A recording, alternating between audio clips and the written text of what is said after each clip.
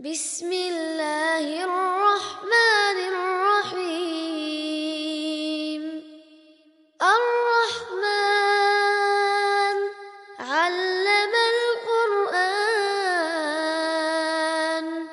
خلق الإنسان علمه البيان الشمس والقمر بحسبان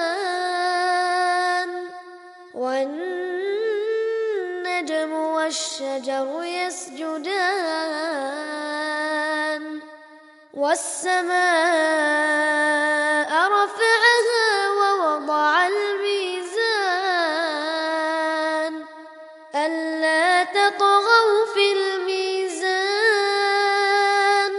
وأقيموا الوزن بالقسط ولا تخسروا الميزان والأرض وضعها للأنام فيها فاكهة والنخل ذات الأكمام.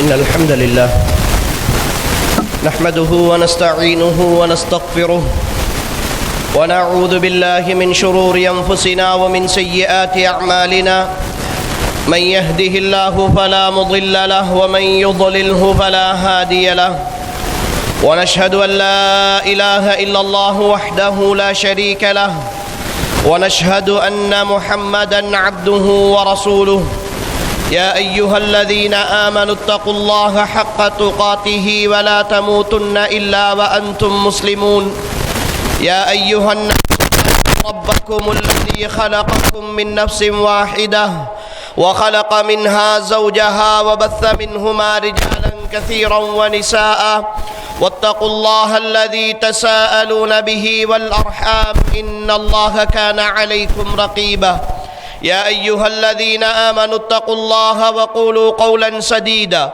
يصلح لكم أعمالكم ويغفر لكم ذنوبكم ومن يطع الله ورسوله فقد فاز فوزا عظيما فإن أصدق الحديث كتاب الله وخير الهدي هدي محمد صلى الله عليه وسلم وشر الأمور محدثاتها فإن كل محدثة بدعة وكل بدعة ضلالة وكل ضلالة في النار أما بعد فقد قال الله تبارك وتعالى في القرآن الكريم بعد أعوذ بالله من الشيطان الرجيم يا أيها الذين آمنوا ادخلوا في السلم كافة ولا تتبعوا خطوات الشيطان إنه لكم عدو مبين. அளவற்ற அருளாளனும் நிகரற்ற அன்புடையோனுமாகிய ஏகவல்லவன் அல்லாஹுக்கே புகழனைத்தும் அல்ஹம்துலில்லாஹ். ஸலவாத்தும் சலாமும் சாந்தியும் சமாதானமும் சத்திய மார்க்கம் இஸ்லாத்தை ஏந்தி வந்த உத்தம தூதர் ஸல்லல்லாஹு அலைஹி வஸல்லம் அவர்கள் மீதும் அவர்கள் சொன்ன சொல்லினை நடந்த வழியினை அணுவணுவாக பின்பற்றி வாழ்ந்த அன்னாரின் தோழர்கள் குடும்பத்தார்கள் தொடர்ந்தவர்கள் துயர்ந்தவர்கள் நல்லவர்கள் நம்மவர்கள் அனைவர்கள் மீதும் என்றென்றும் உண்டாகட்டும் என்று அல்லாஹுவை வேண்டியவனாக அல்லாஹுடைய மாளிகையில் அவன் அழைப்பை ஏற்று வருகை தந்திருக்கிற ஏக வல்லவனாகிய அல்லாஹுவின் நல்லடியார்களே, அருமை சகோதரர்களே, ரப்புல் ஆலமீனாகிய அல்லாஹ் எந்த விடயங்களை எல்லாம் எங்களுடைய வாழ்க்கையில் எடுத்து நடக்குமாறு கட்டளையிட்டிருக்கிறானோ அந்த விடயங்களை எடுத்து நடப்பதிலும் எந்த விடயங்களை எல்லாம் தவிர்ந்து வாழுமாறு எங்களை எச்சரித்திருக்கிறானோ அந்த விடயங்களை தவிர்ந்து வாழ்வதிலும் உண்மைக்குண்மையாக அல்லாஹுவை பயந்து கொள்ளுமாறு ஆரம்பமாக என்னையும் அடுத்ததாக உங்களையும் உபதேசித்துக் கொள்கிறேன். அன்புக்குரிய சகோதரர்களே, இன்றைய நாள் இஸ்லாத்தில் பரிபூரணமாக நுழைந்து கொள்ளுங்கள் என்கிற ஒரு தலைப்பினூடாக சில முக்கியமான விஷயங்களை உங்களோடு பகிர்ந்து கொள்ளலாம் என்று நினைக்கிறேன். அன்புக்குரியவர்களே, இந்த தலைப்பு இன்றைய கால சூழலை பொறுத்தவரை தேவையான ஒரு விஷயமா? நாம் எல்லோரும் இஸ்லாத்தில் தானே இருக்கிறோம், இஸ்லாத்தை பின்பற்றி கொண்டுதானே இருக்கிறோம். யாருமே இஸ்லாத்தை நிராகரிப்பவர்களோ இஸ்லாமிய மார்க்கத்தை பற்றி தரக்குறைவாக நினைப்பவர்களோ இஸ்லாமிய மார்க்கம் சொல்லுகிற போதனைகள் பிழையானவைகள் என்று சொல்பவர்களோ யாரும் இங்கு கிடையாது. எல்லோரும் இஸ்லாத்தை நம்பி இருக்கிறோம். இன்னத்தீன இந்தல்லாஹில் இஸ்லாம், அல்லாஹ்விடத்தில் ஒப்புக்கொள்ளப்பட்ட மார்க்கம் புனிதமிக்க தீனுல் இஸ்லாம் என்று நாம் ஏற்றுக்கொண்டிருக்கிற இந்த மார்க்கம் தான் என்பதில் நாம் நம்பிக்கையோடு இருக்கிறோம். அதிலே யாருக்கும் இரண்டாம் கருத்துக்கு இடம் கிடையாது. இஸ்லாம் மார்க்கம்தான் இந்த உலகத்தின் பரிசுத்தமான மார்க்கம் என்று நாம் ஏற்றிருக்கிறோம்.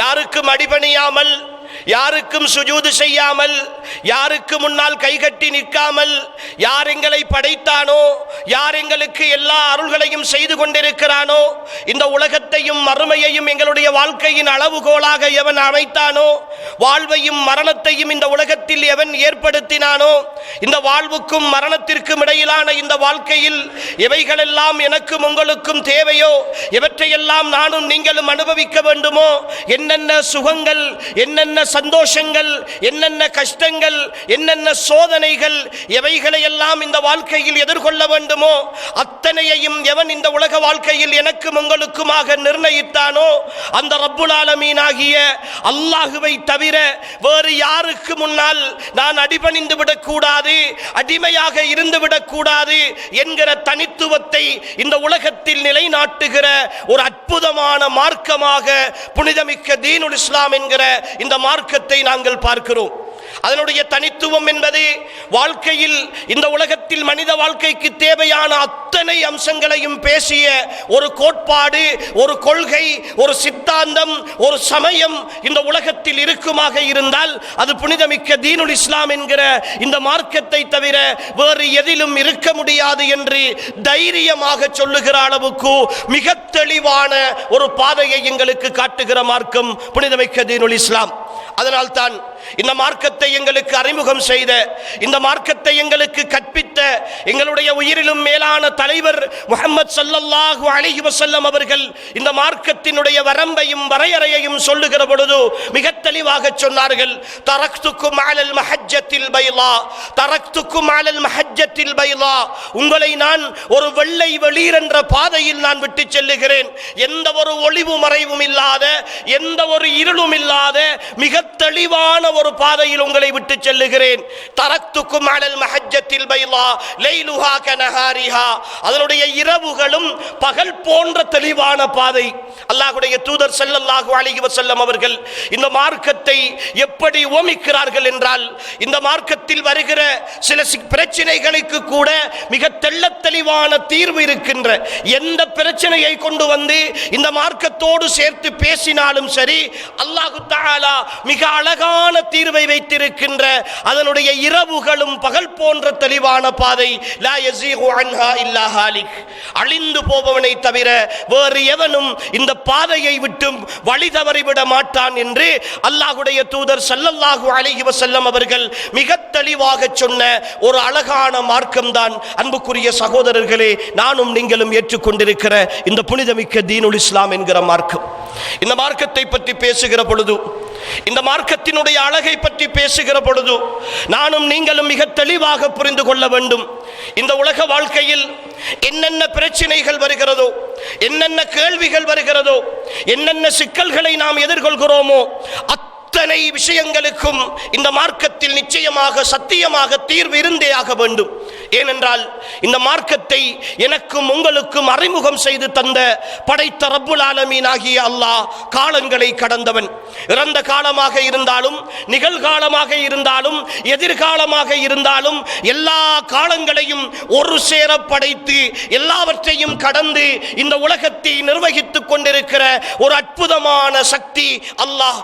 அவனுடைய அறிவுக்குட்படாத, அவனுடைய அறிவை விட்டும் தூரமாக இருக்கிற எந்த ஒரு விஷயமும் இந்த பூமியிலோ வானத்திலோ இருக்க முடியாது என்று நானும் நீங்களும் நம்பி இருக்கிறோம். அப்படி இருக்க முடியாது என்றால் அன்புக்குரிய சகோதரர்களே, இந்த புனிதமிக்க தீனுல் இஸ்லாத்திலும் எந்த பிரச்சனைகளுக்கும் தீர்வில்லாமல் இருக்க முடியாது. அப்படி ஒரு தெளிவான மார்க்கம் இந்த மார்க்கம். அந்த நம்பிக்கையோடு தான் அன்புக்குரியவர்களே இந்த மார்க்கத்தை நானும் நீங்களும் ஏற்றுக்கொண்டிருக்கிறோம். இந்த மார்க்கத்தில் இருக்கிற நாம் இந்த உலகத்தில் பெருமைப்பட வேண்டிய, சந்தோஷப்பட வேண்டிய மிக அழகான விஷயங்கள் இருக்கின்றன. அல்லாஹு தஆலா அவனுடைய திருமறையில் சொல்லுகிறான், وَمَنْ أَحْسَنُ قَوْلًا مِمَّنْ دَعَا إِلَى اللَّهِ وَعَمِلَ صَالِحًا وَقَالَ إِنَّنِي مِنَ الْمُسْلِمِينَ. وَمَنْ أَحْسَنُ قَوْلًا مِمَّنْ دَعَا إِلَى اللَّهِ, அல்லாஹ்வின் பால் அழைத்து நல்லமல்களை செய்து நான் ஒரு முஸ்லிம் என்று சொல்லி பெருமையாக மார்பு தட்டி சொல்லிக் கொள்ளுகிற ஒருவனுடைய வார்த்தையை தவிர மிக அழகான கூற்று யார் சொல்ல போகிறார்கள் என்று அல்லாஹு தஆலா கேட்கிறான். நான் ஒரு முஸ்லிம் என்று சொல்வது, நான் அல்லாஹுக்கு கட்டுப்பட்டவன் என்று சொல்வது, அன்புக்குரிய சகோதரர்களே, என் வாழ்க்கையின் ஒரு சந்தோஷமான வார்த்தையாக, என் வாழ்க்கையினுடைய ஒரு அருளாக நான் பார்க்க வேண்டிய தேவை இருக்கிறது.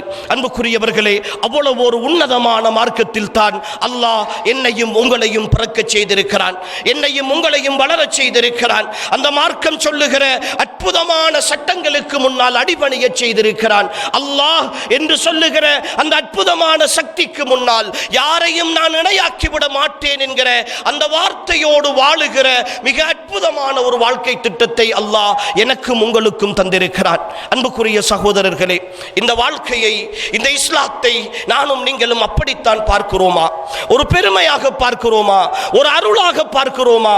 எனக்கும் உங்களுக்கும் அல்லாஹ் தந்திருக்கிற ஒரு சந்தர்ப்பமாக பார்க்கிறோமா? இந்த உலகத்தில் நான் ஒரு முஸ்லிமாக பிறந்து விட்டேனே என்கிற அந்த சந்தோஷ உணர்வு, அந்த நன்றி உணர்வு என்னுடைய உள்ளத்தில் என்றாவது ஒரு நாள் ஏற்பட்டு அல்லாஹுக்கு நான் நன்றி செலுத்தி இருக்கிறேனா என்கிற கேள்வியை முஸ்லிமாக 20, 30, 40, 50, 60 வருடங்களை கடந்து வந்த ஒவ்வொரு சகோதரனும் உள்ளத்தில் கை வைத்து கேளுங்கள். அன்புக்குரிய சகோதரர்களே, இஸ்லாம் என்ற அருளுக்காக, இஸ்லாம் என்ற அருளுக்காக நாங்கள் அல்லாஹுக்கு நன்றி செலுத்தி இருக்கிறோமா? அல்லாஹ்வின் தூதர் ஸல்லல்லாஹு அலைஹி வஸல்லம் அவர்களிடத்தில் சில மனிதர்கள் வருகிறார்கள், வந்து சொல்கிறார்கள், யா ரசூலல்லாஹ், நாங்கள் முஸ்லிமாக இருக்கிறோம், இஸ்லாத்தை ஏற்றுக்கொண்டிருக்கிறோம், நாங்கள் ஈமான் கொண்டிருக்கிறோம், எனவே நாங்கள் ஈமான் கொண்டதன் காரணமாக உங்களுக்கு உபகாரம் செய்திருக்கிறோம், உங்களுக்கு ஒரு அது உதவியாக இருக்கிறது என்று அவர்களுடைய இஸ்லாத்தை பற்றி ரசூல் ஸல்லல்லாஹு அலைஹி வஸல்லம் அவர்களிடம் பெருமையாக சொல்லுகிறார்கள். அந்த நேரம்தான் அல்லாஹு தஆலா வசனத்தை அனுப்புகிறான். யமுன்னூன அலைக அன் அஸ்லமு, நபியே, அவர்கள் இஸ்லாம் ஆகிவிட்டார்கள், முஸ்லிம் ஆகிவிட்டார்கள் என்கிற காரணத்திற்காக அவர்கள் பெருமைப்பட்டு கொண்டிருக்கிறார்கள், மேலெண்ணம் வைத்துக் கொண்டிருக்கிறார்கள். ஆனால் நபியே, அவர்களிடத்தில் நீங்கள் சொல்லுங்கள், நீங்கள் இஸ்லாம் ஆனதன் காரணமாக அல்லாஹுக்கு நீங்கள் எந்த உபகாரமும் செய்துவிடவில்லை, அல்லாஹுக்கு எந்த கூடுதலையும் நீங்கள் செய்துவிடவில்லை, அது உங்களுக்கான நலவு, உங்களுக்கான அருள் என்று நபியே நீங்கள் அவர்களுக்கு சொல்லுங்கள் என்று அல்லாஹு தஆலா பாடம் நடத்துகிறார். அன்புக்குரிய சகோதரர்களே, நான் முஸ்லிமாக இருக்கிறேன் என்பதற்காக படைத்த ரப்புல் ஆலமீனுக்கு எதுவும் கூடிவிட முடியாது. நான் முஸ்லிமாக இருக்கிறேன் என்பதற்காக இன்னைக்கு இந்த இஸ்லாத்தை அறிமுகம் செய்த அல்லாஹ்வின் தூதர் ஸல்லல்லாஹு அலைஹி வஸல்லம் அவர்களுக்கும் இந்த மார்க்கத்திற்கும் நான் ஏதோ பெரிய ஒன்றை செய்து விட்டேன் என்று நீங்கள் நினைத்து விடாதீர்கள். இந்த மார்க்கம் இருக்கிறதே, இந்த மார்க்கத்தை ஏற்றுக்கொண்ட இந்த அருள் இருக்கிறதே, அல்லாஹ் எனக்கும் உங்களுக்கும் செய்த மிகப்பெரிய ஒரு அருள் என்பதை புரிந்து கொள்ளுங்கள். அன்புக்குரியவர்களே, இந்த உலகத்தில் நான் வாழுகிற பொழுது என்னை எப்படி வாழ வேண்டும், நான் எப்படி வாழ வேண்டும், எந்த கட்டுப்பாட்டோடு இருக்க வேண்டும், எந்த உள சுத்தியோடு நான் இருக்க வேண்டும், எனக்கு ஏற்படுகிற பிரச்சனைகள், சோதனைகள், கஷ்டங்கள், சிரமங்கள், நஷ்டங்கள், இவைகளை எல்லாம் நான் எப்படி கையாள வேண்டும், என்னுடைய வாழ்க்கையில் வருகிற சந்தோஷங்கள், இன்பங்கள், இலாபங்கள், மகிழ்ச்சிகள், இவற்றையெல்லாம் நான் எப்படி நிர்வகிக்க வேண்டும், என் குடும்பத்தை நான் எப்படி பார்க்க வேண்டும், என் சமூகத்தோடு நான் எப்படி இருக்க வேண்டும், என் உறவுகளை நான் எப்படி அணுக வேண்டும், என் தொழிலை நான் எப்படி பார்க்க வேண்டும் என்று எனக்கு வாழ்க்கையின் நிர்வாகத்தை மிக தெளிவாக எனக்கு கற்றுத்தந்த ஒரே காரணத்திற்காகத்தான் அன்புக்குரிய சகோதரர்களே, நிறைய விஷயங்களில் நானும் நீங்களும் பொறுமையாக இருக்கிறோம், நிறைய விஷயங்களில் நானும் நீங்களும் தெளிவாக இருக்கிறோம். இந்த மார்க்கத்தில் மட்டும் நாங்கள் இல்லாமல் இருந்திருந்தால், இந்த இஸ்லாத்தில் மாத்திரம் நாங்கள் இல்லாமல் இருந்திருந்தால், கொஞ்சம் கற்பனை செய்து பாருங்கள், நானும் நீங்களும் எந்த இடத்தில் இருந்திருப்போம், எந்த திசையில் இருந்திருப்போம், எந்த மூலையில், எந்த பாவத்தில் யாரோடு இருந்திருப்போம்? யாருக்கும் தெரியாது, யாருக்கும் தெரியாது. இஸ்லாம் என்கிற இந்த வரையறை மாத்திரம் என் வாழ்க்கையில் எத்தனை கட்டுப்பாடுகளை தந்திருக்கிறது தெரியுமா? எத்தனை ஒழுக்கங்களை போதித்திருக்கிறது தெரியுமா? என்னாலும் செய்ய முடியுமான எத்தனையோ தவறுகள் இருக்கிற பொழுதும் கூட, அதற்கான வாய்ப்புகள் இருக்கிற பொழுதும் கூட, இல்லை இல்லை நான் செய்துவிடக் கூடாது என்று என்னை எத்தனை தடவைகள் இந்த இஸ்லாம் கட்டுப்படுத்தி இருக்கிறது தெரியுமா? நான் ஒரு முஸ்லிம் என்பதால் எத்தனை விஷயங்களில் நான் விலகி இருக்கிறேன் தெரியுமா? அன்புக்குரிய சகோதரர்களே, இவைகளெல்லாம் இந்த உலகத்தில் நான் பெற்ற அருள் இல்லையா? இந்த உலகத்தில் நான் பெற்றிருக்கிற கண்ணியம் இல்லையா? ஆனால் அன்புக்குரிய சகோதரர்களே, இன்றைய கால சூழலில் நானும் நீங்களும் இஸ்லாத்தை வெறும் ஒரு ஊறுகாயாக பயன்படுத்தி கொண்டிருக்கிறோம். இஸ்லாம், முஸ்லிம் என்று சொல்லுகிற இந்த வார்த்தைக்கு பின்னால் இருக்கிற யதார்த்தத்தையும் அர்த்தத்தையும் உணர்வு பூர்வமாக உள்வாங்கிக் கொள்ள முடியாத ஒரு சமுதாயமாக அன்புக்குரியவர்களே கொஞ்சம் கொஞ்சமாக விலகி போய் கொண்டிருக்கிறோம், அல்லாஹ் அருள் பாலித்த சகோதரர்களை தவிர. அன்புக்குரியவர்களே, முதலாவதாக நாம் புரிந்து கொள்ள வேண்டிய மிக முக்கியமான அம்சம், இந்த இஸ்லாத்தை நான் ஏற்றுக்கொண்டிருப்பது, நான் பெற்றிருப்பது, எனக்கு கிடைத்திருக்கிற ஒரு உன்னதமான அருள் என்பதை நான் உள்வாங்கிக் கொள்ள வேண்டும். இது மிகப்பெரிய ஒரு நிஅமத். எப்படி இந்த உலகத்தில் நான் வாழ்வதற்கான மிகப்பெரிய ஒரு அழகான பயிற்சியை தருகிற ஒரு அற்புதமான மார்க்கம் இந்த மார்க்கம். எனவே இந்த மார்க்கத்தில் அல்லாஹ் என்னை வாழச் செய்தது, என்னை வளரச் செய்தது, என்னை நான் இந்த மார்க்கத்தில் பிறக்கச் செய்தது எனக்கு என்னுடைய ரப்பு செய்திருக்கிற மிக உன்னதமான அருள் என்பதை நான் விளங்கிக் கொள்ளாத வரைக்கும் அன்புக்குரிய சகோதரர்களே, இந்த மார்க்கத்தினுடைய பெருமானத்தை என்னால் புரிந்து கொள்ள முடியாது. இந்த மார்க்கத்தினுடைய கண்ணியத்தை என்னால் புரிந்து கொள்ள முடியாது. நான் அடுத்த சகோதரர்களை பார்க்கிறேன், மாற்று மதத்திலே உள்ளவர்களை பார்க்கிறேன். எவ்வளவு சுதந்திரமாக இருக்கிறார்கள், எந்த கட்டுப்பாடும் கிடையாது. அவர்களுக்கென்று அவர்களுடைய சமுதாயம் விதித்திருக்கிற சில ஒழுங்குகளை தவிர அவர்கள் விரும்பியவாறு சந்தோஷமாக இருக்கிறார்கள், விரும்பியவாறு அனுபவிக்கிறார்கள், விரும்பிய இடங்களுக்கெல்லாம் போகிறார்கள், விரும்பிய ஆடைகளை அணிகிறார்கள், தங்களுடைய மனைவிமார்களையும் பிள்ளைகளையும் விரும்பியவாறெல்லாம் கூட்டி போகிறார்கள். எனக்கு மாத்திரம்தானே இப்படி சட்டம், எனக்கு மாத்திரம்தானே இப்படி இருக்கும், இந்த வாழ்க்கை வாழ்வதற்குத்தானே, இந்த செல்வம் அனுபவிப்பதற்குத்தானே என்கிற ஒரு கோட்பாடு, சித்தாந்தம் அன்புக்குரிய சகோதரர்களே இன்று எங்களுடைய உள்ளத்தில் ஊடுருவியதனுடைய விளைவு இஸ்லாமிய போதனைகளை பாரமாக பார்க்கிற ஒரு சமுதாயம் உருவாகி இருக்கிறது. இஸ்லாமிய சிந்தனைகளை பாரமாக பார்க்கிற ஒரு சமுதாயம் உருவாகி இருக்கிறது. விளைவு இஸ்லாம் பேரளவில் மாத்திரம் உயிர் வாழ்ந்து கொண்டிருக்கிற ஒரு சூழலை நானும் நீங்களும் மிக வேகமாக கடந்து கொண்டிருக்கிறோம். இதனால் தான் இந்த தலைப்பு இன்றைய கால சூழலின் மிக முக்கியமான ஒரு தலைப்பாக முஸ்லிம்கள் மத்தியில் பேச வேண்டிய ஒரு நிர்பந்தத்திற்கு தள்ளப்பட்டிருக்கிறோம். அன்புக்குரியவர்களே, யதார்த்தத்தை நீங்கள் எல்லோரும் புரிந்து கொள்வீர்கள். நான் சொல்லித்தான் நீங்கள் தெரிந்து கொள்ள வேண்டும் என்கிற நிலைக்கு இன்றைய உலகம் கிடையாது. ஒவ்வொரு நாளும் நடக்கிற நிகழ்வுகளும், எங்களுடைய பிரதேசங்களில் காணுகிற காட்சிகளும், சில நேரம் சில வாலிபர்களை பார்க்கிற பொழுது சலாம் சொல்வதற்கு பயமாக இருக்கிறது, சலாத்தை ஆரம்பிப்பதற்கு பயமாக இருக்கிறது. காரணம், அவர்கள் கழுத்திலும் காதிலும் கைகளிலும் அணிந்திருக்கிற மாலைகளும் காப்புகளும், அவர்கள் போட்டு வந்திருக்கிற அரை கலிசன்களும் இவர்கள் முஸ்லிம்களா, இவர்கள் முஸ்லாத்தில் இருக்கிறார்களா என்கிற சந்தேகத்தை ஏற்படுத்துகிற அளவுக்கு இன்றைய வாலிபர்களுடைய நிலை முற்றுமுழுதாக மாறி போயிருக்கிறது. இஸ்லாத்தினுடைய ஒளி அவர்களுடைய முகங்களில் கிடையாது. காரணம், அவர்கள் பிறந்ததற்கு ஒரு தடவை ஏனும் சுஜூது செய்திருப்பார்களா என்கிற நிலை கூட. ஆனால் பெயரை அப்துல்லா என்று வைத்திருக்கிறார்கள், பெயரை அப்துல் ரஹ்மான் என்று வைத்திருக்கிறார்கள், நல்ல நல்ல பெயர்களை சூட்டி இருக்கிறார்கள். ஆனால் இஸ்லாத்தினுடைய சாயல் அவர்களுடைய செயற்பாடுகளின் எந்த வடிவங்களிலும் கிடையாது, எந்த வடிவங்களிலும் கிடையாது. சில இடங்களில் சில வாலிபர்கள், அல்லாஹ் பாதுகாக்க வேண்டும் அன்புக்குரிய சகோதரர்களே, தங்களை முஸ்லிம் என்று அறிமுகப்படுத்துவதற்கு வெட்கப்படுகிறார்கள். இதில் கற்றவர்கள் படிக்காதவர்கள் என்கிற வித்தியாசம் கிடையாது. தங்களை முஸ்லிம் என்று அறிமுகப்படுத்துவதற்கு, தன் அடையாளத்தை சொல்வதற்கு, தான் ஒரு முஸ்லிம் என்று அடுத்தவர்களுக்கு முன்னால் தன்னுடைய நடைமுறையால் விளங்கப்படுத்துவதற்கு வெட்கப்படுகிறார்கள். தொழுகை நேரம் வந்தால் கூட ஒரு பொது இடத்தில் எங்களுக்கு அனுமதிக்கப்பட்ட விதத்தின் பிரகாரம் தொழுவதற்கு, எங்களுடைய கடமையை நிறைவேற்றுவதற்கு வெட்கப்படுகிற, கூச்சப்படுகிற ஈமானிய சமுதாயம் அன்புக்குரியவர்களே எங்களுடைய சமுதாயத்தில் இருந்து உருவாகி கொண்டிருக்கிறது. இதை புரிந்து கொள்கிறோமா இல்லையா? இங்க இருக்கிற ஒவ்வொரு சகோதரனும் புரிந்து கொள்கிறோமா இல்லையா? எதை நோக்கி நாம் சென்று கொண்டிருக்கிறோம்? எங்களுடைய அடையாளங்கள் அழிக்கப்பட்டு இந்த மார்க்கத்தினுடைய சிந்தனைகளும் சித்தாந்தங்களும் இந்த மார்க்கம் சொல்லுகிற வரையறைகளும் முற்றுமுழுதாக கீறி கிழிக்கப்பட்டது. எல்லா விஷயங்களிலும் மாற்றங்கள் தானே அன்புக்குரியவர்களே. எங்களுடைய திருமணத்தை எடுத்து பாருங்களேன், திருமண நிகழ்வுகளை எடுத்து பாருங்களேன்.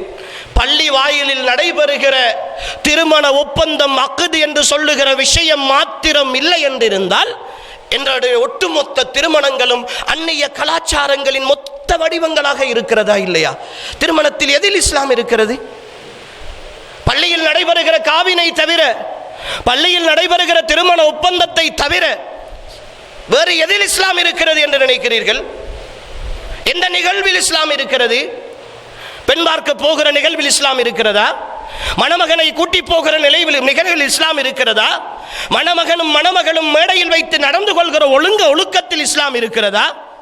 அங்கு நடைபெறுகிற புகைப்பட காட்சிகளில் இஸ்லாம் இருக்கிறதா? அங்கு நடைபெறுகிற திருமண விருந்தில் இஸ்லாம் இருக்கிறதா?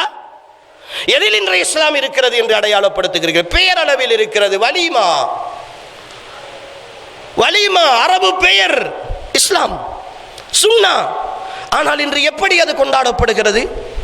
பெருமைக்காக பெண் வீட்டிலே இருந்து அரைவாசி காசு வாங்கி மாப்பிள்ளையும் சேர்ந்து காசு போட்டு கொடுக்கிற ஒரு பெருமைக்கான விருந்தாகத்தானே வலிமா மாறிப்போய் இருக்கிறது. அல்லாஹ் அருள்பாலித்தவர்களை தவிர ஒரு மணமகன் அவன் திருமணம் முடித்த அந்த சந்தோஷத்தை அவனால் முடிந்த அளவு அவனுடைய குடும்பத்தில் உள்ளவர்களையும் ஏழைகளையும் அழைத்து அவன் போடுகிற ஒரு சாப்பாடு தான் வலிமா. இதற்கு இன்று லட்சக்கணக்கில் கடன், ஆயிரக்கணக்கிலே செலவு, அடுத்த வீட்டில் காணாது என்றால் பெண் வீட்டிலே பேரம் பேசி வலிமா போட வேண்டும், காசு தாருங்கள் என்று வெக்கமில்லாமல் கேட்டு அதை வாங்கி அந்த காசோடு சேர்த்து கோட்டு சூட்டு போட்டுக்கொண்டு வலிமா போடுகிற ஒரு சமுதாயத்தில் தான் இஸ்லாத்தை தேடிக்கொண்டிருக்கிறோம். அன்புக்குரிய சகோதரர்களே, இஸ்லாத்தை தேடிக்கொண்டிருக்கிறோம். என்ன ஒழுங்கில் இருக்கிறது? ஒரு பயணத்தை எடுத்து பாருங்கள், குடும்பமாக போகிற ஒரு சுற்றுலாவை எடுத்து பாருங்கள். எந்த இடத்தில் இஸ்லாம் இருக்கிறது?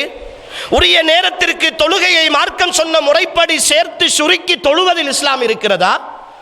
ஊருக்குள்ளே இருக்கிற பொழுது ஹிஜாபோடும் பர்தாவோடும் இருந்த ஒரு பெண் ஊருக்கு வெளியிலே ஒரு பயணம் போகிற பொழுது அதே கணவன் அரைகுறை ஆடையோடு கூட்டி போகிறானே, இஸ்லாம் இருக்கிறதா?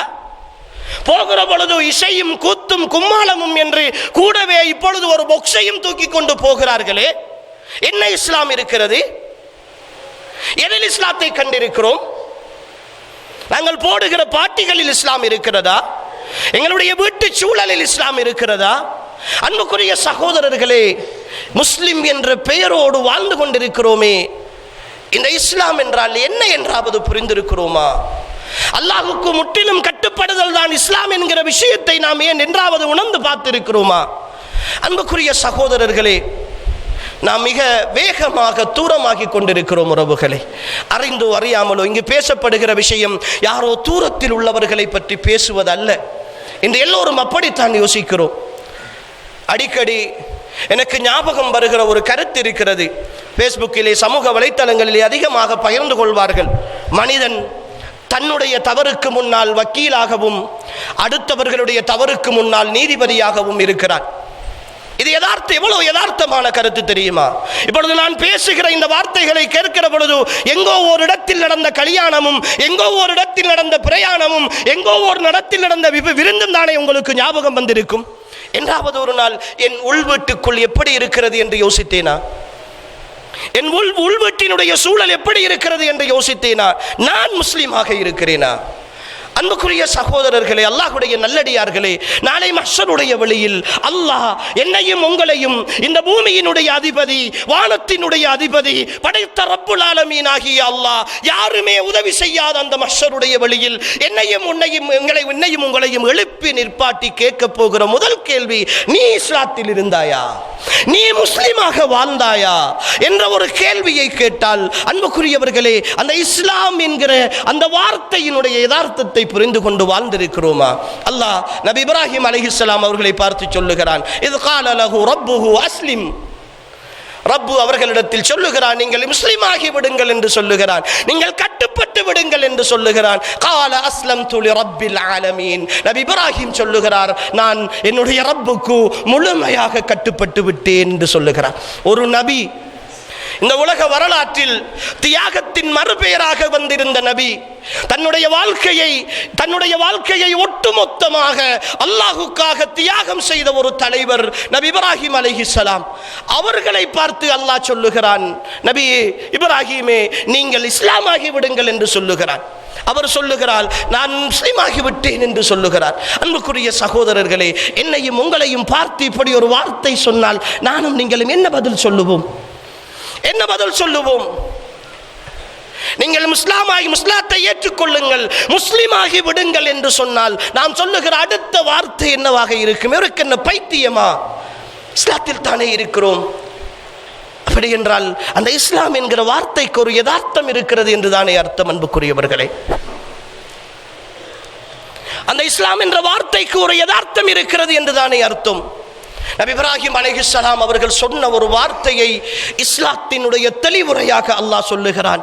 இன்ன ஸலாத்தி வ நுசுகி வ மஹ்யாய வ மமாத்தி லில்லாஹி ரப்பில் ஆலமீன் லா ஷரீக லஹு வ பிதாலிக உமிர்து வ அன அவ்வலுல் முஸ்லிமீன். இன்ன ஸலாத்தி என்னுடைய தொழுகை, வனுசுகி என்னுடைய வணக்க வழிபாடுகள், வமஹ்யாய என்னுடைய வாழ்வு, வமமாத்தி என்னுடைய மரணம், லில்லாஹி ரப்பில் ஆலமீன் படைத்த ரப்புல் ஆலமீன் ஆகிய அல்லாஹுக்காக வேண்டித்தான் என்ற நம்பிக்கை என்ற யதார்த்தம் யாருடைய உள்ளத்தில் வருகிறதோ அன்புக்குரிய சகோதரர்களே, அவர்கள்தான் முஸ்லிம்கள். அவர்கள்தான் இந்த இஸ்லாத்தில் இருக்கிறார்கள். என் தொழுகை, என் வணக்க வழிபாடுகள், என் ஒட்டுமொத்த வாழ்வு, அந்த வாழ்வின் பின்னால் எனக்கு கிடைக்கிற மரணம் எல்லாமே அல்லாஹுக்கானது.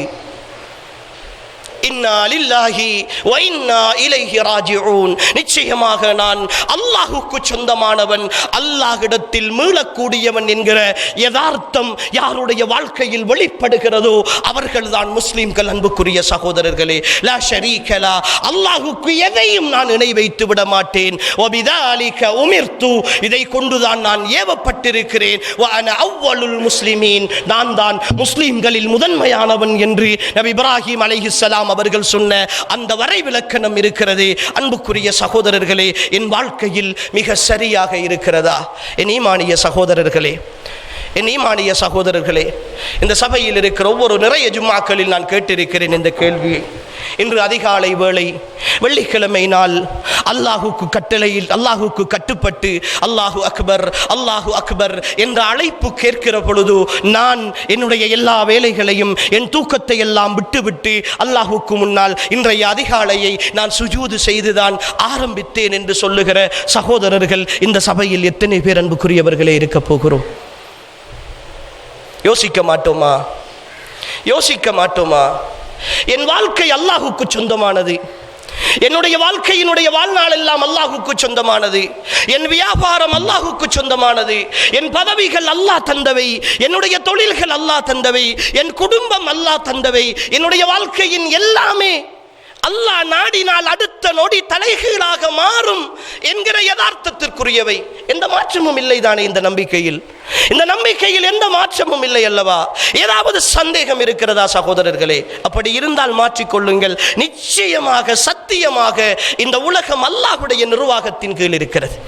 என் வாழ்க்கையில் நான் விடுகிற ஒவ்வொரு மூச்சும் அல்லாஹ்வுடைய அனுமதியோடு தான் விடப்படுகிறது. நான் பேசுகிற ஒவ்வொரு வார்த்தையும் அல்லாஹ்வுடைய அனுமதியோடு தான் வெளிவருகிறது. நான் பார்க்கிற ஒவ்வொரு காட்சியும் அல்லாஹ்வுடைய அனுமதியோடு தான் உள்வாங்கப்படுகிறது. இந்த உலகத்தில் எதுவுமே எந்த ஒன்றுமே அவனுடைய அனுமதி இல்லாமல் நடக்க மாட்டாது என்று நம்புகிற நான் எப்படி சகோதரர்களே அவனுடைய அழைப்புக்கு பதில் சொல்லாமல், அவனுக்கு நான் கட்டுப்படாமல், சுஜூது செய்யாமல், அதிகாலையில் எழுந்திருக்காமல் அவனுடைய ரிசுக்கை நான் எப்படி சகோதரர்களை எதிர்பார்க்கிறேன்? எப்படி அதை புரிந்து கொள்கிறீர்கள்? எப்படி அதை தைரியமாக காலை வேளையில் எழுந்து சுஜூது செய்யாமல், நான் தஹஜ்ஜுத் தொழாமல் நான் எழுந்து காலையில் என்னுடைய வேலைகளை செய்கிற பொழுது என் உள்ளம் உறுத்தக்கூடாதா? எனக்கு அல்லாஹ் தருவானா மாட்டானா? என்னை சோதித்தால் நான் என்ன செய்வது? என்னை கஷ்டப்படுத்தி விட்டால் நான் என்ன செய்வது? எந்த முகத்தோடு அவனிடத்தில் நான் கேட்பது? அல்லாஹ் மன்னிக்க கூடியவன் சகோதரர்களே, அல்லாஹ் மன்னிக்க கூடியவன், அல்லாஹ் அருளாளன், அல்லாஹ் கிருபையாளன், அதில் எந்த சந்தேகமும் கிடையாது. புரிந்து கொள்ளுங்கள் உறவுகளே, நானும் நீங்களும் இந்த உலகத்தில் அவனுடைய அருள் மட்டும் இல்லை என்றிருந்தால் ஒரு வினாடி கூட புன்னகைக்க முடியாது சகோதரர்களே. அவ்வளவு இரக்கமுள்ள ரஹ்மானுக்காக என்னால் நேரம் ஒடுக்க முடியவில்லை. நான் முஸ்லிம், நான் வேறு யாரும் அல்ல, நான் ஒரு முஸ்லிம். எத்தனை தடவைகள் சொல்லி இருப்போம், கோபித்துக் கொள்ளக்கூடாது. இந்த ஜும்மா ஆரம்பிக்கிற பொழுது இந்த பள்ளிவாசலில் விரல் விட்டு எண்ணக்கூடிய சகோதரர்கள் தான் இருந்தார்கள். அல்லாஹ் மன்னிக்க வேண்டும் சகோதரர்களே, அல்லாஹ் மன்னிக்க வேண்டும். எப்பொழுது புரிந்து கொள்ள போகிறோம்? இந்த ஜும்மா ஆரம்பிக்கிற பொழுது, இந்த மிம்பரில் நான் ஏறுகிற பொழுது விரல் விட்டு எண்ணக்கூடிய சகோதரர்கள் தான் இந்த கண் முன்னே தோன்றினார்கள். அல்ஹம்துலில்லாஹ், பள்ளி நிரம்பி இருக்கிறது. ஆனால் நான் என்று மிம்பரில் எந்த நிமிடம் ஏறினேனோ அந்த நிமிடம் அங்கிருந்த மலக்குகள் எல்லாம் வந்து உட்கார்ந்திருப்பார்களே. வந்தவர்களுடைய பெயர்கள் பதிவு செய்யப்பட்டிருக்காதே. இது என்னுடைய வார்த்தையா? இது என்னுடைய கூற்றா? இந்த மார்க்கத்தை யார் அறிமுகம் செய்தார்கள் என்று நாம் சொல்லுகிறோமோ, யாருடைய வார்த்தைகளில் சத்தியம் மட்டும் தான் இருக்கும் என்று சொல்லுகிறோமோ, யார் தன்னுடைய மனோ இச்சைப்படி பேசாமல் அல்லாஹ்வுடைய வஹீயின் பிரகாரம் மட்டும் தான் இந்த பூமியில் பேசினார்களோ, யாருடைய சட்டத்தில் எந்த மாற்றமும் இருக்காது என்று சொல்லுகிறோமோ, யார் 1400 ஆண்டுகளுக்கு முன்னால் பேசிய அந்த வார்த்தை தான் மறுமை வரைக்கும் நிலையானதாக இருக்கும் என்று சொல்லுகிறோமோ, அந்த தலைவர் முஹம்மது ஸல்லல்லாஹு அலைஹி வஸல்லம் அவர்கள் சொன்ன வார்த்தை. அன்புக்குரிய சகோதரர்களே, ஏன் இன்னும் புரியவில்லை? முஸ்லிம் அல்லாஹ்வுடைய வார்த்தையையும் மதிப்பது கிடையாது, அல்லாஹ்வின் தூதருடைய வார்த்தையையும் மதிப்பது கிடையாது. ஆனால் நான் முஸ்லிம் அல்லவா? இரண்டு பேருடைய வார்த்தையை மதிக்காத நான் எப்படி முஸ்லிமாக இருக்க முடியும்? இஸ்லாம் என்றாலே அதுதானே. இஸ்லாம் என்றாலே அல்லாஹ்வுக்கும் அல்லாஹ்வுடைய தூதருக்கும் கட்டுப்படுதல் தானே.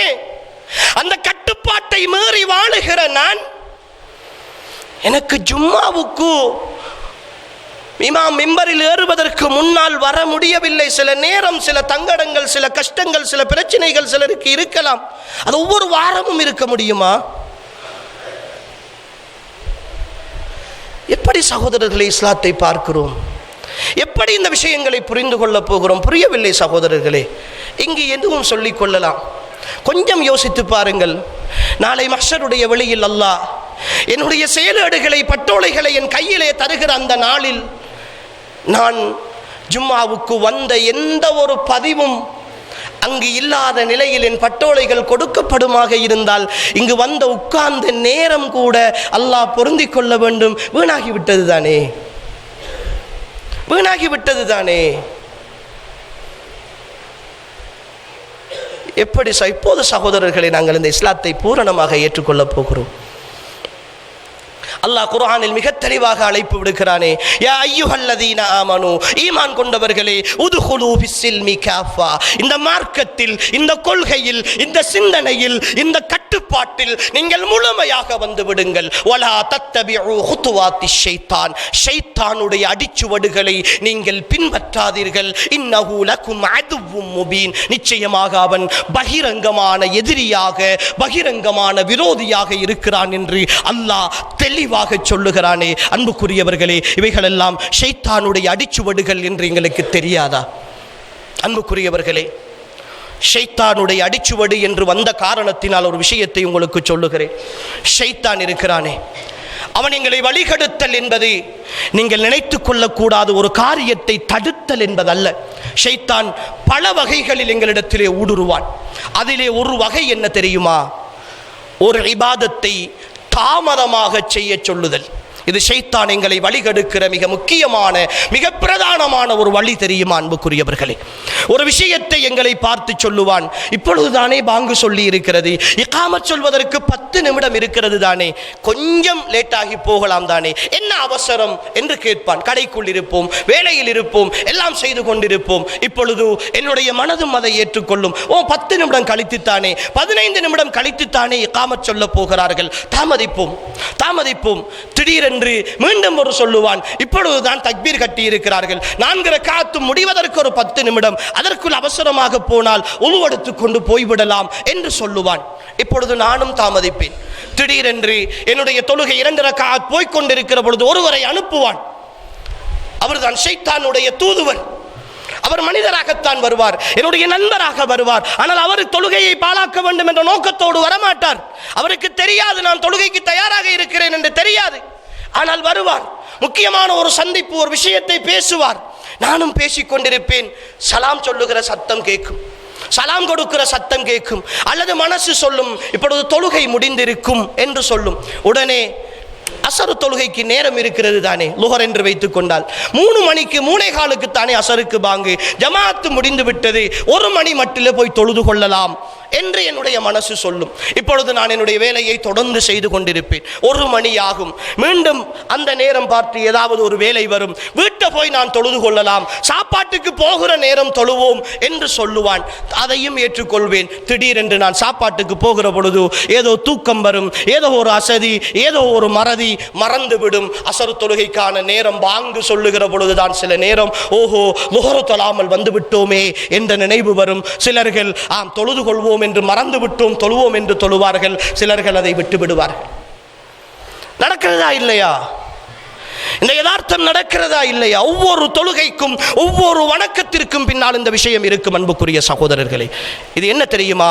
ஷைத்தான் என்னையும் உங்களையும் வழிகெடுப்பதற்கான மிக முக்கியமான அம்சம். அதனால் தான் நாளை மறுமையில் அல்லாஹ் மனிதர்களை கூப்பிட்டு விசாரிக்கிற அந்த நாளில், மஹ்ஷருடைய வழியில் எல்லா மனிதர்களும் ஷைத்தானை குற்றம் சாட்டுவார்கள். இவனால் தான் நாங்கள் வழிகட்டு போனோம் என்று சொல்லுவார்கள். குர்ஆன் சொல்லுகிற விஷயம், قال الشيطان لما قضي الامر ان الله وعدكم بعد الحق ووعدتكم فاخلفتكم وما كان لي عليكم من سلطان.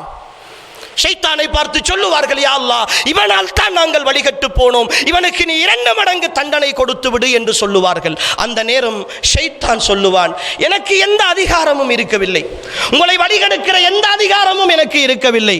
நான் சாதாரணமாக அழைத்தேன், நீங்கள் வந்து விட்டீர்கள், அவ்வளவுதான். நான் கூப்பிட்டேன், நீங்கள் வந்து விட்டீர்கள். உங்களை யார் வர சொன்னது? உங்களுக்கு முன்னால் நான் கூப்பிட்டால் போக வேண்டாம் என்று எத்தனை உபதேசங்கள், எத்தனை கருத்துக்கள். குர்ஆன் சொன்னது நான் பகிரங்கமான விரோதி என்று சொல்லவில்லையா? குர்ஆன் இவன் வழிகட்டவன் என்று சொல்லவில்லையா? ஒவ்வொரு தொழுகையிலும் ஒவ்வொரு இபாதத்திலும் அஊது பில்லாஹி மினஷ் ஷைத்தானிர் ரஜீம், எடுத்தறியப்பட்ட சபிக்கப்பட்ட ஷைத்தான் என்று சொல்லவில்லையா? எல்லாம் தெரிந்து கொண்டுதானே நான் அழைத்த பொழுது நீங்கள் வந்தீர்கள், எனக்கு என்ன அதிகாரம் இருக்கிறது என்று அவன் கேட்பான்.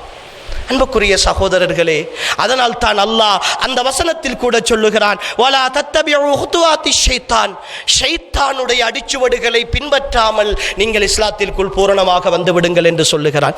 எனவே அன்புக்குரிய ஈமானிய உறவுகளே, அல்லாஹ்வுடைய நல்லடியார்களே, ஷைத்தானுடைய அடிச்சுவடுகளோடு நாம் இருக்கிற காலமெல்லாம் இந்த மார்க்கத்தில் பரிபூரணமாக நுழைந்து விட முடியாது என்கிற யதார்த்தத்தை புரிந்து கொண்டு அல்லாஹ்வுடைய அருளோடு அல்லாஹ் தந்திருக்கிற இந்த உன்னதமான நிஅமத்தை யதார்த்தமாக புரிந்து செயற்படுவோம். எல்லாம் வல்ல அல்லாஹு தஆலா என்னையும் உங்களையும் பரிபூரணமான இந்த மார்க்கத்தில் வாழ்ந்து மரணிக்கக்கூடிய வாய்ப்பையும் பாக்கியத்தையும் தந்தருள்வானாக.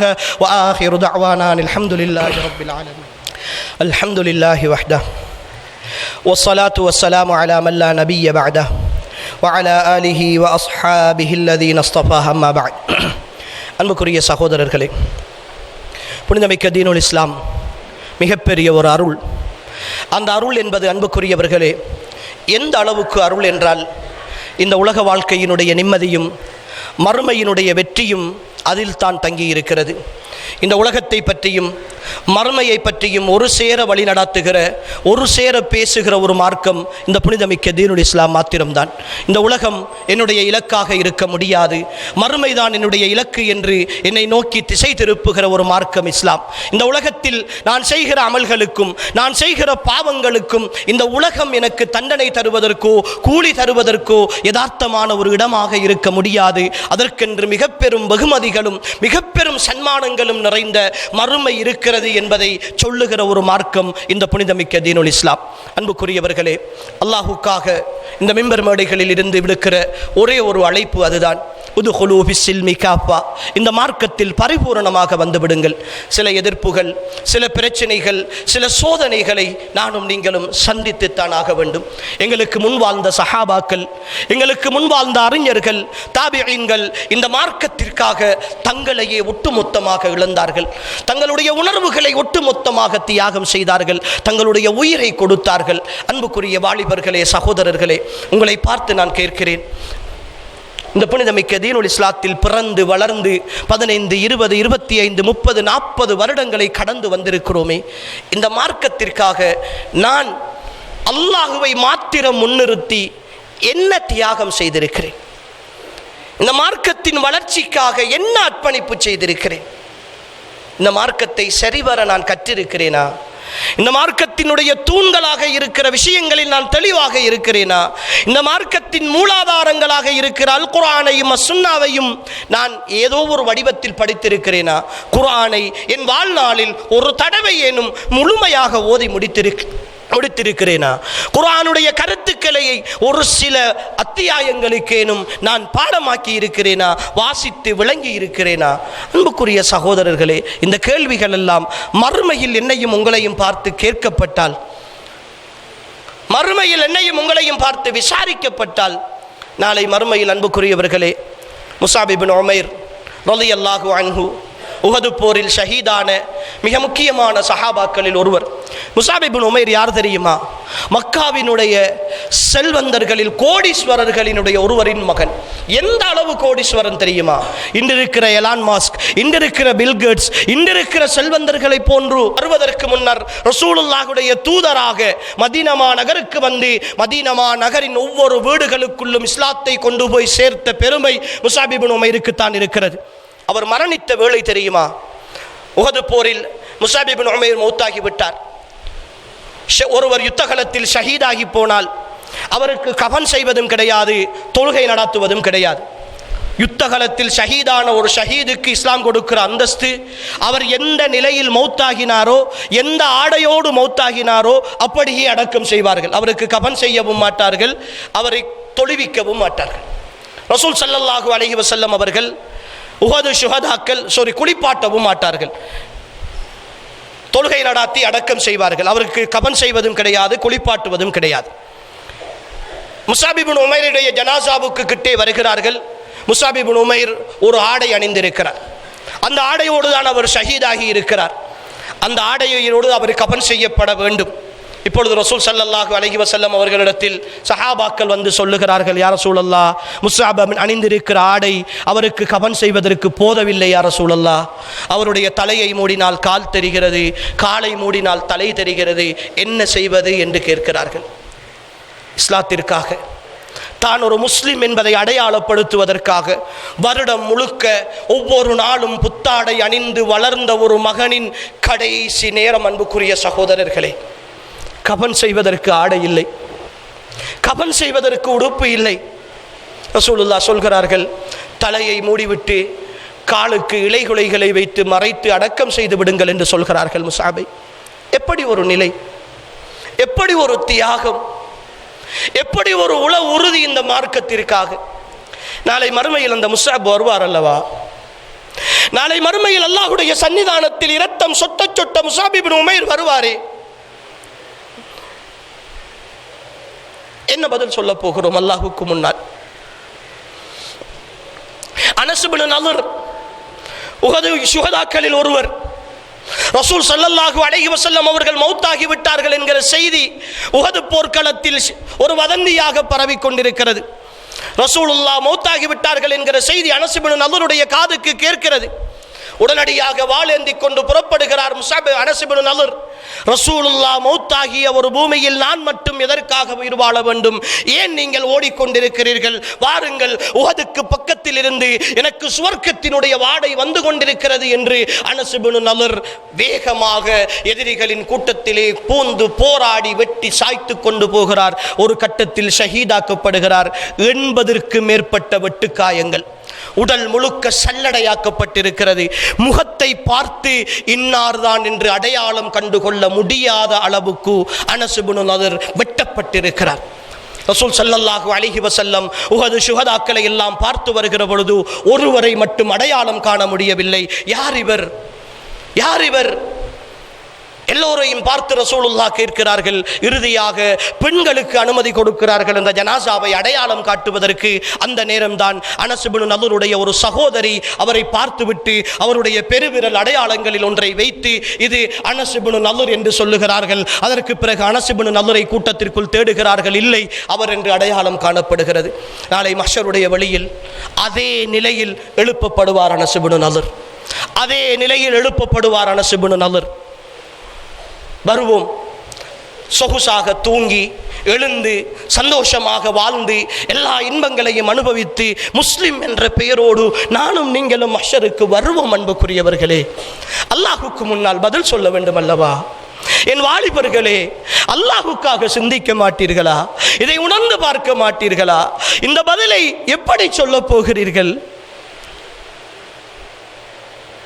தன் வாழ்நாளை முழுமையாக அர்ப்பணித்த அந்த தலைவர்களுக்கு முன்னால், அந்த வழிகாட்டிகளுக்கு முன்னால் அவர்களை முன்மாதிரியாக கொண்ட நான் தான் அரைகுறையாக கழுத்திலும் காதிலும் மாலை அணிந்து கொண்டு மின்னி போட்டுக்கொண்டு காப்பு போட்டுக்கொண்டு நான் அந்நிய கலாச்சாரங்களின் ஒட்டுமொத்த வடிவமாக எல்லா பிறந்த நாள்களையும் கொண்டாடி கொண்டு எல்லா சந்தோஷங்களையும் அனுபவித்துக் கொண்டு காதலின் பின்னால் சீரழிந்து கொண்டு சினிமாக்களின் பின்னால் நான் அலைந்து கொண்டு சமூக வலைத்தளங்களுக்கு முன்னால் என்னை நான் அப்படியே விட்டு விலை பேசி விட்டு அல்லாஹ்வுடைய சன்னிதானத்தில் நான் வந்து நிற்கிற பொழுது என் ரப்பு, என் வாழ்நாளை எனக்கு அன்பளிப்பாக தந்த என் ரப்பு என்னிடத்தில் கேட்பானே, உன் வாலிபத்தை நீ எப்படி கழித்தாய் என்று கேட்பானே.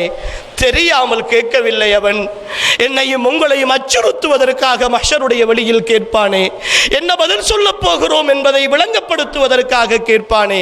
கொஞ்சம் கண்மூடி யோசித்து பாருங்கள். இதோ இந்த நொடி பேசிக்கொண்டிருக்கிற எனக்கும் கேட்டுக்கொண்டிருக்கிற உங்களுக்கும் மௌத்து வருகிற கடைசி நொடியாக இருந்தால், இந்த மிம்பரில் இருந்து இறங்குகிற நான் ஒரு ஜனாசாவாகவே இறங்கினால், இந்த பள்ளியில் இருந்து வெளியேறி செல்லுகிற நீங்கள் உங்களுடைய வீடுகளுக்கு ஒரு ஜனாசாவாகவே போவது அல்லாஹ்வுடைய நியதியாக இருந்தால், எனது அருமை இஸ்லாமிய வாலிபர்களே, எனது அருமை இஸ்லாமிய உறவுகளே, கொஞ்சம் யோசித்து பாருங்களேன். என் கபர் எப்படி இருக்கும், என் மஹ்ஷர் எப்படி இருக்கும், என் சிராத்து எப்படி இருக்கும்? யாருமே உதவி செய்ய முடியாத, என் நாவுக்கு முத்திரையிடப்பட்டு என் கைகளும் கால்களும் என் உடல் உறுப்புகளும் பேசுகிற மஹ்ஷருடைய வெளியில் என் கை வந்து, யா அல்லாஹ், என்னால் இவன் இன்ன பாவங்களை செய்தான், என் கால் யா அல்லாஹ் இன்ன பாவங்களுக்காக இவன் நடந்து போனான், இன்ன ஸம்அ வல் பஸர வல் ஃபுஆத குல்லு உலாயிக கான அன்ஹு மஸ்ஊலா. உங்களுடைய கேள்வி, உங்களுடைய பார்வை, உங்களுடைய உள்ளங்கள் எல்லாம் அல்லாஹ்விடத்தில் விசாரிக்கப்படும் என்று அல்லாஹ் சொல்லுகிறானே. அந்த விசாரணையினுடைய மஹ்ஷருடைய வழியில் எல்லாமே எனக்கு எதிராக பதில் சொல்லுகிற பொழுது, அன்புக்குரியவர்களே, நான் ஒரு குற்றம் செய்து விட்டேன், உலகின் நீதிமன்றம் ஒன்றுக்கு போகிறேன், எனக்கு விசாரணை நடக்கிறது. விசாரணையில் எல்லாம் எனக்கு எதிரான சாட்சியாக இருந்து என்னை யாரும் பார்க்க முடியாத, யாரும் சந்திக்க முடியாத ஒரு தனிமை சிறையில் அடைப்பதுதான் இந்த உலகின் நீதிமன்றத்தினுடைய தீர்ப்பாக இருந்தால், என்னால் ஒரு மாத காலத்திற்கு யாரோடும் பேசாமல், யாரையும் பார்க்காமல், எந்த ஒன்றையும் அனுபவிக்காமல் இருக்கிற மனோநிலை எனக்கு இருக்கிறதா? இந்த உலகின் சிறைச்சாலைகளை விட மஹ்ஷருடைய மறுமையினுடைய நரகம் அன்புக்குரியவர்களே அற்பமானதாக போய்விட்டதா? அற்பமானதாக போய்விட்டதா? அதை புரிந்து கொள்ள முடியாமல் இருக்கிறோமே உறவுகளே. எப்படி தாங்க போகிறோம்? எப்படி அந்த அவஸ்தைகளையும் வழிகளையும் உணரப்போகிறோம்? தௌபா செய்வோம் உறவுகளே, தௌபா செய்வோம். அல்லாஹ்விடத்தில் மீண்டு வருவோம். நிச்சயமாக ரஹ்மான் அவன் காஃபிருத் தம்ப் வ காபிலுத் தௌப், பாவங்களை மன்னிக்க கூடியவன், தௌபாக்களை ஏற்றுக்கொள்ள கூடியவன். அவன் அர்ஹமுர் ராஹிமீன், இரக்கமுள்ளவர்களுக்கெல்லாம் மிக இரக்கமுள்ளவன். தாயை விட தந்தையை விட பல லட்சக்கணக்கான மடங்கு அன்புள்ள ரஹ்மான் எனக்கும் உங்களுக்குமாக காத்திருக்கிறான். குல் யா இபாதியல்லதீன அஸ்ரஃபு அலா அன்ஃபுஸிஹிம் லா தக்னது மிர் ரஹ்மத்தில்லாஹ், தங்களுக்கு தாங்களே அநீதம் இழைத்துக் கொண்ட என்னுடைய அன்பான அடியார்களே, நீங்கள் அல்லாஹ்வுடைய அருளில் நம்பிக்கை இழந்து விடாதீர்கள், நிராசையாகி விடாதீர்கள் என்று சொல்லுகிறான். தௌபா செய்வோம், அல்லாஹ்விடத்தில் மன்னிப்பு கேட்போம். அற்பமான உலகம் அன்புக்குரியவர்களே, அற்பமான உலகம். நீங்களும் நானும் பாவம் செய்யாதவர்கள் அல்ல, நீங்களும் நானும் பாவம் செய்யாதவர்கள் அல்ல, தவறுகளை விட்டும் பாதுகாக்கப்பட்டவர்கள் அல்ல. ஆனால் அந்த தவறில் நிரந்தரமாக இருந்துவிடக் கூடாது உறவுகளே. இஸ்லாத்தில் வாழ்வோம், முஸ்லீமாக வாழ்வோம், அல்லாஹுக்கு கட்டுப்பட்டு வாழ்வோம், அல்லாஹுவின் தூதருக்கு கட்டுப்பட்டு வாழ்வோம். அதுதான் வாழ்க்கையினுடைய லட்சியமாக கொள்வோம். இன்ன ஸலாத்தி வ நுசுகி வ மஹ்யாய வ மமாத்தி லில்லாஹி ரப்பில் ஆலமீன். என் தொழுகை, என் வணக்கம், என் வாழ்வு, என் மரணம் எல்லாமே அல்லாஹுக்கானது என்கிற தாரக மந்திரம் என் வாழ்க்கையின் லட்சியமாக முழங்க இந்த உலகத்தில் இருந்து வாழ்ந்து மரணிப்போம். எல்லாம் வல்ல அல்லாஹு தஆலா என்னையும் உங்களையும் பொருந்திக் கொள்வானாக. வாழும் காலமெல்லாம் அவனுக்கு கட்டுப்பட்டவர்களாகவே வாழ்ந்து இந்த உலகத்தை விட்டு மரணிக்கின்ற பொழுதும் அவன் விரும்பக்கூடிய உத்தமர்களாக வாழ்ந்து மரணிக்கக்கூடிய வாய்ப்பையும் பாக்கியத்தையும் அல்லாஹ் எனக்கும் உங்களுக்கும் நசீபாக்குவானாக. ஹாதா மா இந்தி வல் இல்மு இந்தல்லாஹ் வ ஆகிரு தஅவானா அனில் ஹம்துலில்லாஹி ரப்